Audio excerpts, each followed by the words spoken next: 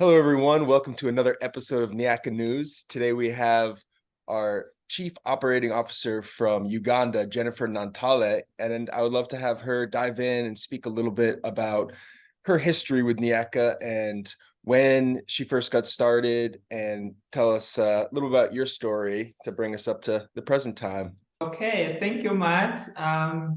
Good afternoon, everyone. My name is Jennifer Nantale. I'm the Chief Operating Officer for Nyaka. I joined Nyaka in October of 2010, and it's been an interesting journey. Working with Nyaka has been the first time I've worked actually with stable populations.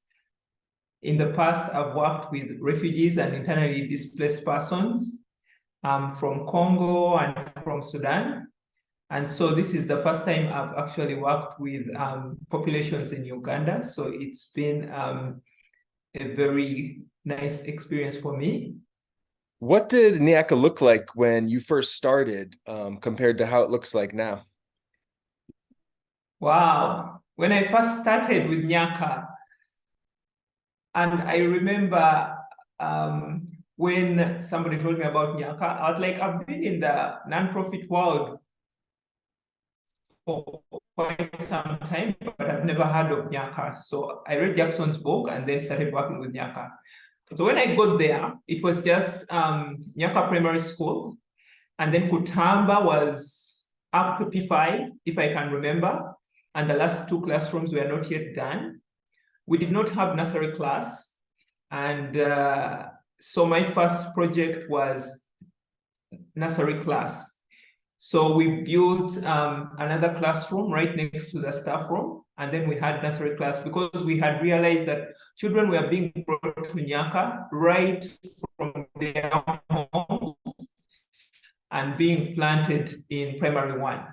They had no idea how to be in a classroom, how to sit on a desk, how to hold a pencil. They were like straight from, imagine a child, a preschooler, just taken out of their house and then dropped into, now your primary education begins. And the teachers were having a hard time. So that was the decision that we made to have at least 1 year of nursery, which is like preschool, so that the children could gradually be introduced to the primary education.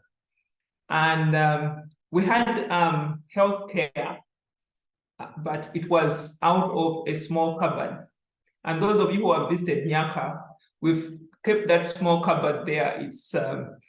It really looks out of place, but whenever I take people on a visit to Nyaka, I explain why that is still there, just to remind us where we've been. And that small cupboard was near the store and sometimes in the store. And so when a child would fall sick, the nurse at the time, who was a volunteer, would just open the cupboard and treat the child. So we then got some funding and built the Nyaka clinic, which is called Mami Drayton Clinic. So that actually changed the face of Nyaka.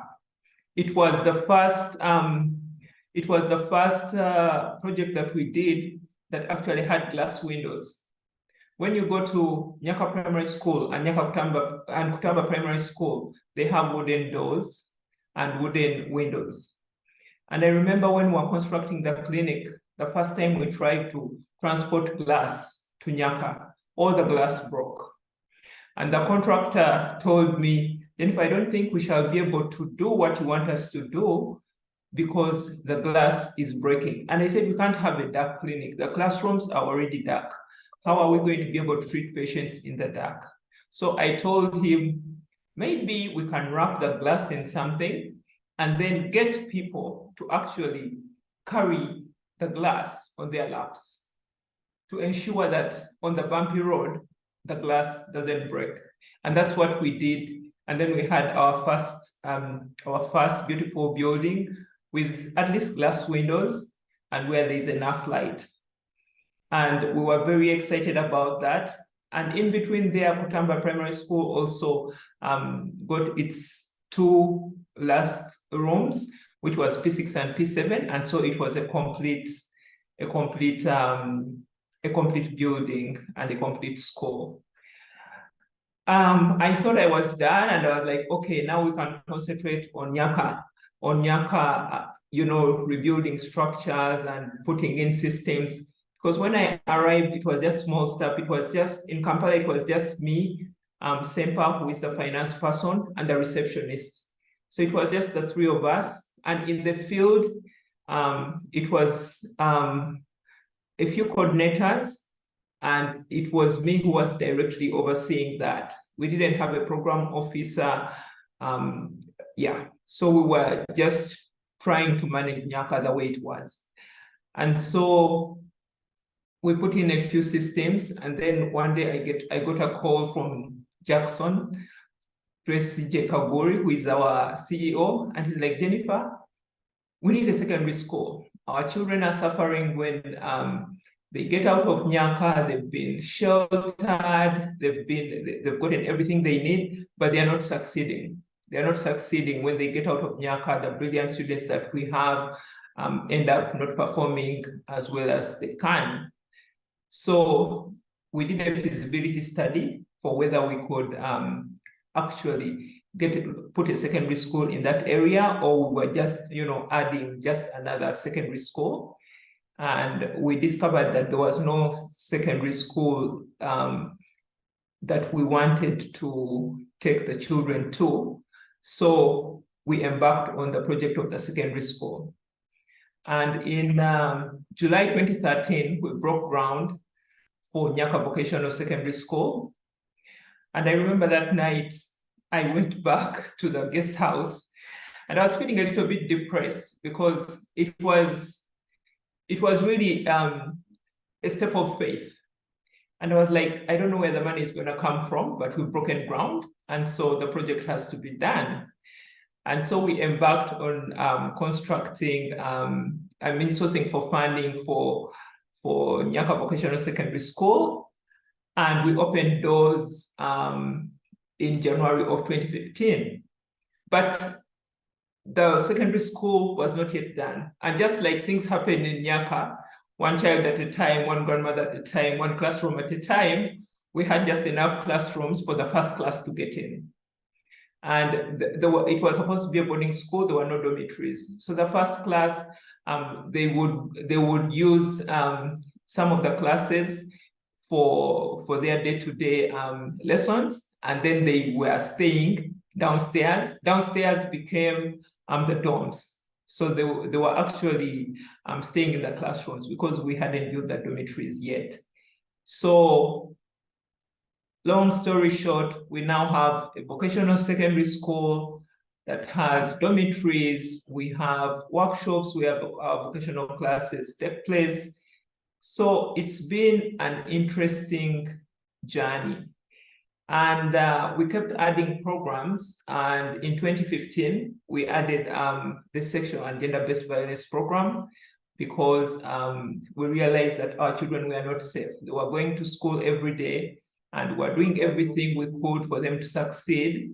But one day, one of our children from Kutamba Primary School came to school and sat in class just like it was any other day. But the night before, she had been defiled. And as luck would have it, our CEO and his wife were visiting that day, and they got to know of that news, and the rest is history. So we created a program for sexual and gender-based violence to keep our children safe. And so we do response and prevention, and we also have 5 healing centers where survivors can get the help that they need. And on top of that, we always make sure that we pursue the cases up to the courts of justice so that our survivors so that the perpetrators can be thrown in jail and justice can be served. So that is the latest that we have on our program. And 23 years later, we're also embarking on documenting all the work that Nyaka has done through our monitoring and evaluation program, so that we let the numbers do the talking. we've been telling so many stories of the children, but now we are also documenting all those numbers so that to accompany these stories. Since you started, like you described, there was needs of the community, and Jackson first started with the school, and then it's where the kids are going to stay, and the grandmother program, and then you need food and you need clean water, and then the clinic. And so as you've watched all this grow, you've been maybe the most essential part in it. There's over 100 staff members in Uganda, and whenever we add new programs, we need the funds to come in from all over the world. But then even once those funds come in, these programs need to operate and do the work and do the things that we say the funds are going to do. So what are some of the strategies you think, and what are some of your skills that have led you to be successful in this? Because I've known you for years now, and I still don't know how you do it. Yeah, some of the skills that I have used, I think, first of all, we work as a team. It takes the whole team, right from all the teachers and the people in Kampala, to make sure that a child succeeds, because everybody does a small piece, and then we come together, and then each one does their part, and the program runs. And we have been privileged also to have people of integrity. We have a very good finance team that accounts for the funds, but it's very important to work as a team, and also to take the obligations that we have and the promises that we make to donors and to other stakeholders seriously. It's also taken a lot of faith. I think I talked about that when we were building NBSS. It takes a lot of faith to also embark on some of these projects. And also, it takes the whole world to run Nyaka. We have an entire team in the US. We have people who love Nyaka all over the world. We have the community. It takes everybody to run Nyaka, because some people are there to give us funds, others are there to give us advice, others are there to give things in kind. It takes a lot of things. The humble person you are just described, your work through the team and the other people around the world. But I'll just speak for you. I've gotten to witness on my own, not only your skills at a top level, handling everything that needs to be done, communicating and traveling all over the world, but even at the bottom level. Let's go back to those nursery students, the youngest part of our community, that come in when they're 5 or 6 years old and get that 1 year of nursery class to transition them into the schools. I've witnessed you develop relationships and just been filled with joy meeting these new students. And then you watch them grow and support them over the years. So I know there's too many stories to share. You've helped thousands of kids. Is there maybe one story that pops into mind that was someone you met even at that nursery age, and you've watched them progress? Maybe they had issues that you helped solve, or maybe it's just something that they did that is inspiring. Wow, the stories are many. I'm just wondering who I can pick, but I'm going to talk about somebody who is currently on staff, and he's called Ronald. Ronald is now our logistics person in the field. This means that when we have money and we need to purchase things in the field, Ronald is the one who makes it happen. He makes sure that he'll go and buy the things and make sure that they are available. If there's any repairs to be done, if a vehicle is down, yeah, he's dealing with all that. And he's very young. He just graduated, a year or so ago. But I remember one time I had gone to visit at the guest house, and I found Ronald in the village. He was supposed to be at school. At that time, he was in secondary school. This is somebody who started with Nyaka Primary School right when he was very young. So I've watched him grow. And so I asked him, why are you home? and you could see the fear in his face. And I said, no, just tell me, why are you home? And he's like, I got suspended for, indiscipline. So I took him into the house and I talked to him. And I told him, Ronald, we are supporting you so that you can get an education. This is your future.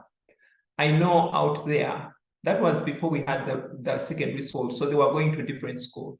So I told him, I know out there when there are other children, but you don't even have the privilege or to just be indisciplined and be expelled from school. And I told him, you've made a mistake, but this should be the last time. I'm going to give you another chance. You're going to go back to school and you're going to succeed.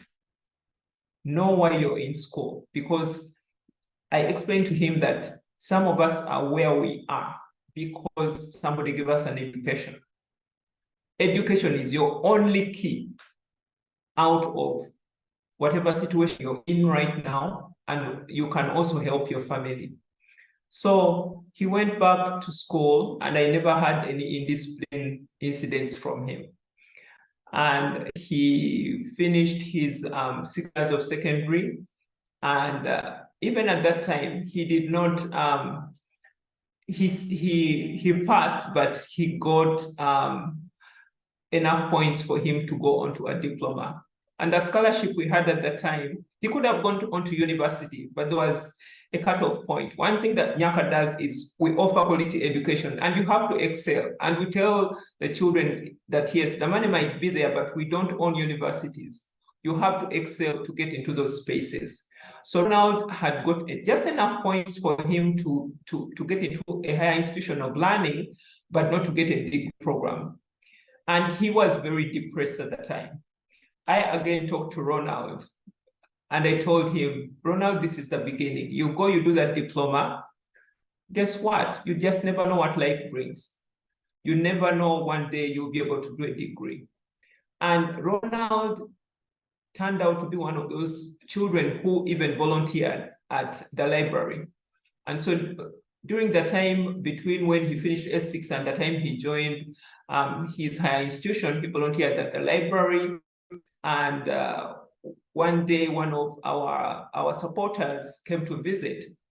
And, they got close to Ronald and they developed a relationship with him. And when he finished his diploma, they offered to take him back to school for the degree. And so now he graduated and has his degree and did some work here and there. But when there was an opportunity at Nyaka, he called me and he said, I've seen an opportunity to become for logistics. Can I apply? Nyaka, for the first time this year, has a human resource manager. So I told him, Ronald, it's out of my hands. We now have a human resource manager. You're my son, but I cannot give you the job. You have to go through the interviews. And if you're the best candidate, there's no reason why you will not get the job. And I told him, go compete, make me proud. If you get the job, you get the job. If you don't, it's not the end of the world. And so he went for the interview, and that night he called me and he's like, the interview was so tough. They grilled me. I'm like, yeah, because you're now in a space where you're no longer my son. You're out there in the world, and that's what the world is. You have to compete, and they only take the best. Anyway, long story short, he got the job and is now serving at Nyaka. And that's just one of many stories that we have. That's so beautiful. I love that insight and knowing Ronald personally. He just has such a good attitude. Looking forward to 2024, anything you're extra excited about or can share with us about anything Nyaka is going to be doing new, differently, or just anything on the top of your mind? Usually you see a lot of our children and promote a lot of our children. And behind these children is grandmothers. Grandmothers have been the backbone of these children. When these children go to school and go back at home at the end of the day, they are able to wake up the next day and continue with school because there's a grandmother waiting for them. There's a grandmother offering them love. We have so many children, but we cannot give them, that personal touch. That personal touch is usually given by grandmothers. We are going to have a spotlight on grandmothers. You will be hearing about grandmothers everywhere, the unsung heroes in our communities. And so that is the thing that we are going to do differently. You'll see more photos of grandmothers telling stories with their grandchildren than just of children. Not because the children are not important, but just to tell you that the grandmothers, the children have succeeded because of the grandmothers, the support the grandmothers have given them at home. Thank you so much, Jennifer, for all you do for Nyaka. You're welcome, Matt, and thank you for having me.